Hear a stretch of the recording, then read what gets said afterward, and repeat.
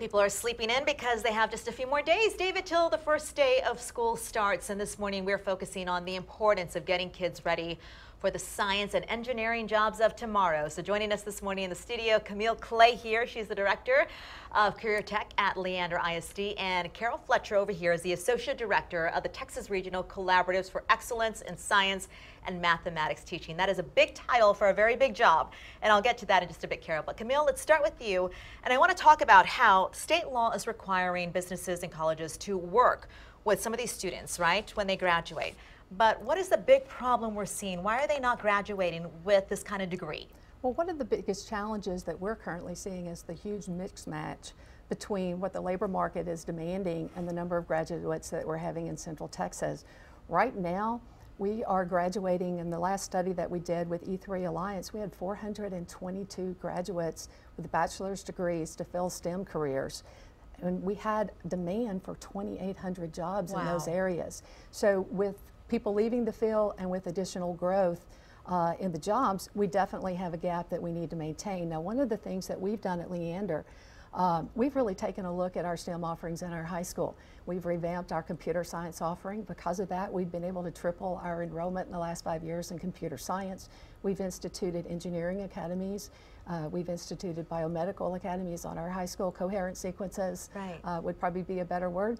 And then we've also dropped down to our middle schools and taken a look at our programming there, because we know the importance of exposing kids to careers much earlier in STEM. And these are good paying jobs once you graduate. Absolutely. Excellent paying jobs. Okay, Carol, let's talk about what happens at school after a student drops math, maybe after Algebra 2. There's a graph that we wanted to show that was very telling. What does this mean?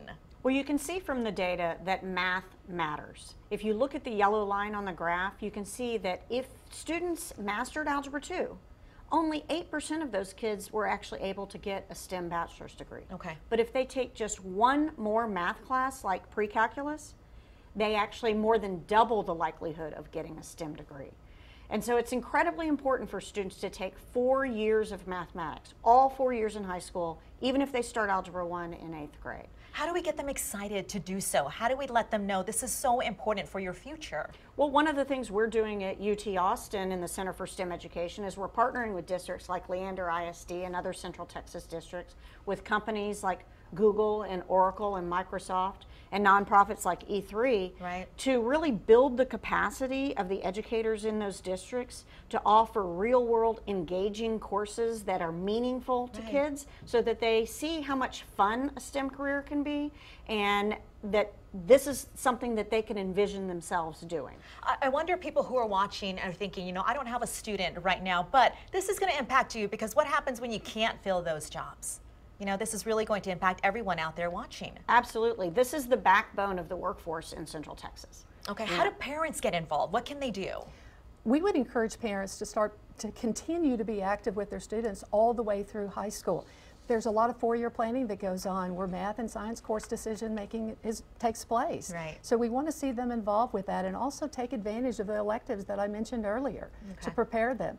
The second thing is, it's hard. It can be very hard. The math courses can be very challenging. So we would encourage our parents to stay involved in supporting our students as they're trying to work through those things. Absolutely. Ladies, thank you so much for joining us this morning on a very important subject. Best of luck for the first day of school. Thank you. Okay, thank you.